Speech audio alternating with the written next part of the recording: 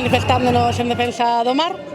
Bueno, estou aquí non só polos micropeles, sino pola situación ambiental dos océanos, da terra, en xeral, e sobre todo pois pedindo un cambio sistémico. Vimos a defender o noso traballo, é o que pedimos, non pedimos nada máis, simplemente que nos boten unha man, que miren por nós, que estamos da man de Dios.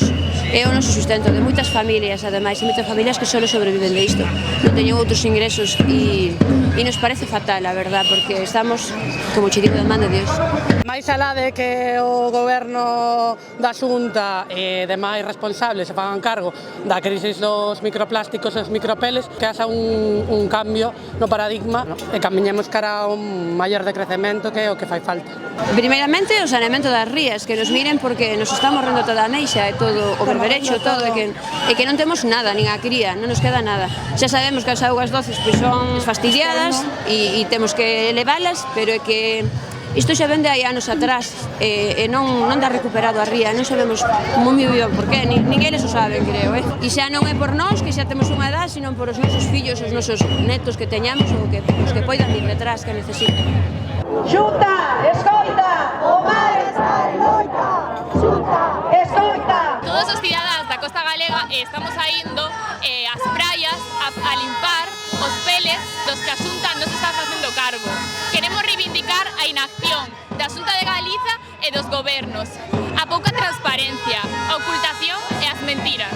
Es que la tergiversación que está habiendo en algunos medios de información.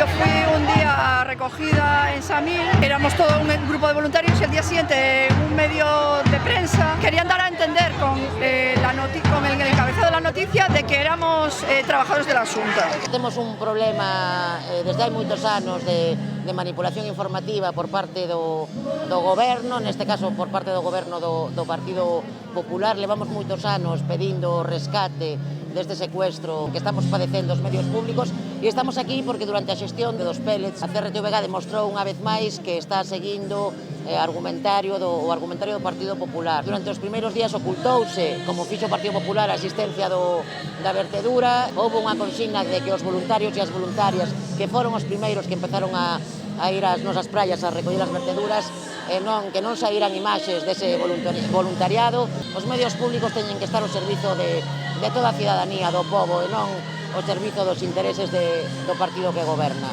Por mor da incompetencia do goberno da Xunta de Galicia, porque ten abandonado o noso mar.